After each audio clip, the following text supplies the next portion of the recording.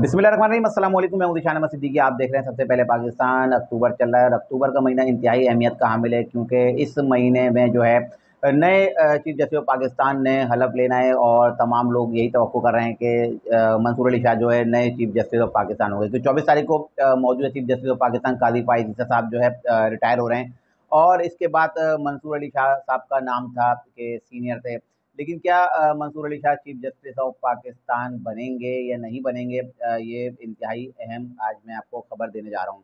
लेकिन इससे पहले कल यकूम अक्टूबर था और आर्टिकल 63 पे फैसला होना था। नजर खानी की दरखास्तें थी ना, आपको पता है। तो बहुत से लोगों की तवक्को थी कल आर्टिकल 63 पे जो फैसला होना था, जो समाअत होनी थी। तो उस पर चीफ जस्टिस ऑफ पाकिस्तान काजी फाइज ईसा साहब इस केस की खुद ही समाअत कर रहे थे। अच्छा, स्टार्ट में काजी फाइज ईसा साहब ने जो है इस पे जो है जो वकील थे, जो जो जिन्होंने जो है इस पे जो है मुखालिफ पार्टी थी, जिन्होंने रेफरेंस दायर किया था और जिन्होंने सुप्रीम कोर्ट ऑफ पाकिस्तान को खत लिखा था। तो उसमें सुप्रीम कोर्ट बार के सदर शहजाद शौकत जब आए, आपको पता है काजी फाइज ईसा साहब हमेशा जो है बाउंसर मारते हैं। तो काजी फाइज ईसा साहब ने सबसे पहले उनसे सवाल किया, क्योंकि पहले तो एक सदारती रेफरेंस भेजा गया था ना। जब आरिफ अलवी साहब सदर पाकिस्तान थे, उन्होंने एक सदारती रेफरेंस और 4 सवालात भेज दिए थे सुप्रीम कोर्ट में। लेकिन उसके साथ ही जब इमरान खान साहब वज़ीर आज़म थे, तो उनकी जानिब से भी एक दरख्वास्त लिखी गई थी आर्टिकल 184(3) पर। तो चीफ जस्टिस ऑफ पाकिस्तान ने जो मौजूद हमारे जो वकील साहब थे, जो सुप्रीम कोर्ट बार के सदर शहजाद शौकत साहब, तो उनसे उन्होंने कहा, क्या ये दुरुस्त अमल है कि आपने सदारती रेफरेंस और आर्टिकल 184(3) जो वज़ीर आज़म की जानिब से ख़त लिखा गया, आपने उसको मर्ज करके जो है इसको जो है आप हमारे सामने पेश किया है। तो उस पर जो है, क्योंकि हम सदारती रेफरेंस पे तो सिर्फ राय दे सकते हैं, उस पर तो हम अपना फैसला नहीं दे सकते क्योंकि सदारती रेफरेंस है वो। लेकिन जो वज़ीर आज़म ने जो ख़त लिखा था 184(3) पर, उस पर हम जो है अपना फ़ैसला देते हैं। तो उन्होंने शहजाद शौकत साहब से कहा कि आपने जो है इसको पढ़ा, आपने देखा। तो उस पर शहजाद शौकत साहब ने कहा कि बिल्कुल ये गलत है कि दोनों को जो है मर्ज करके पेश नहीं किया जाना चाहिए था। तो उस पर चीफ जस्टिस ऑफ पाकिस्तान ने जो है उनसे कई सवालात किए कि आप जो है किस तरह से जो है ये आर्टिकल 63(a) के तहत आप कह सकते हैं कि पार्लिमानी लीडर की बात मानी जाएगी या पार्टी सरबराह की बात मानी, क्योंकि वोट काउंट का मसला है ना कि जो तहरीक अदम एतमाद के लिए जब वोट देगा तो उसमें जो मुनरिफ अरकान है उसका वोट काउंट होगा या नहीं होगा। तो उस पर जो है वोट तो काउंट होना चाहिए और जो रुकन है वो डी सीट हो जाएगा।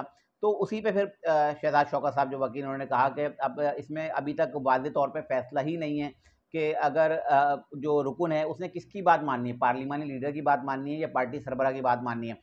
उस पर चीफ जस्टिस ऑफ पाकिस्तान काजी फाइज साहब ने कहा कि आर्टिकल 62(1)(f) पर जो जस्टिस मंसूर अली शाह का एक वाज़ेह जो फैसला है, उसमें तो वाज़ेह लिखा हुआ है ना कि जो मुनरिफ अरकान है उस पर ऑटोमेटिक कौन सी शिक जो है ऑटोमेटिक उस पर लागू हो जाएगी।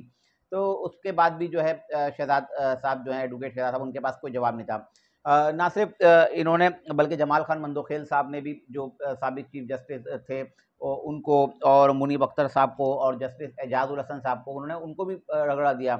उन्होंने एडवोकेट साहब से मुखातिब होते हुए उन्होंने कहा कि जब आर्टिकल 63(a) का जब फैसला दिया गया, क्या वो फैसला देते वक्त आर्टिकल 95 और आर्टिकल 136 की खिलाफ वर्जी नहीं की गई, क्योंकि आर्टिकल 95 जो है वो कुछ और कह रहा है।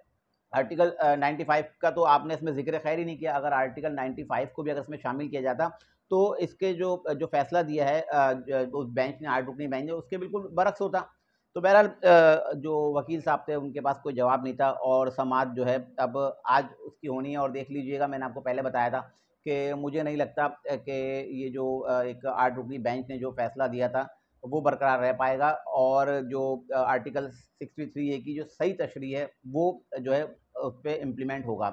इसके अलावा बात कर रहा था कि जस्टिस मंसूर अली शाह नए चीफ जस्टिस बनेंगे या नहीं बनेंगे। तो मैं आपको बता चलूँ कि बिलावल भुट्टो ज़राई साहब का बयान मंजर आम पे, जिसमें उन्होंने कहा कि हम 25 अक्टूबर से पहले पहले कानून साजी करना चाहते हैं, आइन में तरमीम करना चाहते हैं, क्योंकि ऐसा ना हो कि हम जो है 25 तारीख हो जाए और जस्टिस मंसूर अली शाह अगर चीफ जस्टिस बन जाते हैं तो ऐसा ना हो वो भी जो है अपना चीफ जस्टिस इफ्तिखार चौधरी साहब की तरह एकदम से अपना जो है ऑर्डर जारी कर दें कि पार्लियामेंट के पास जो है कानून साजी का इख्तियार नहीं है।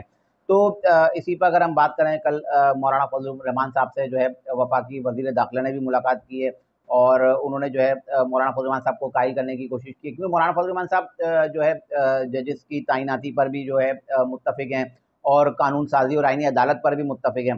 अलबत्ता मौलाना फजल रहमान साहब को यकीन दहानी करा दी गई होगी, काज़ी फ़ाइज़ साहब को चलो हम चीफ़ जस्टिस बरकरार नहीं रखेंगे, उनको एक्सटेंशन भी नहीं देंगे, या आईनी अदालत बनेगी तो उसमें भी हम जो है उनको नहीं शामिल करेंगे।